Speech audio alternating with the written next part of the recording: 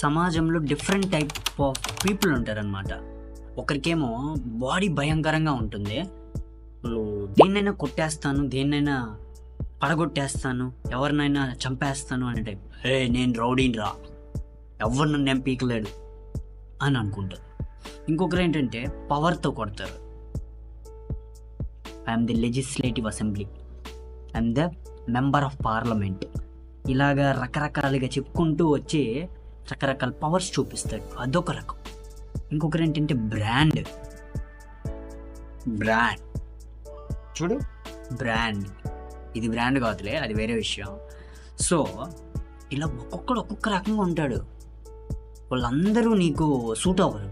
నీకెవరు suit అవుతున్నారు, నీ mind సెట్కి ఎవరు మ్యాచ్ అవుతున్నారు కనిపెట్టడం నీ బాధ్యత. అర్థమవుతుందా? నువ్వు ఎలాంటి వాళ్ళని సెలెక్ట్ చేసుకోవాలని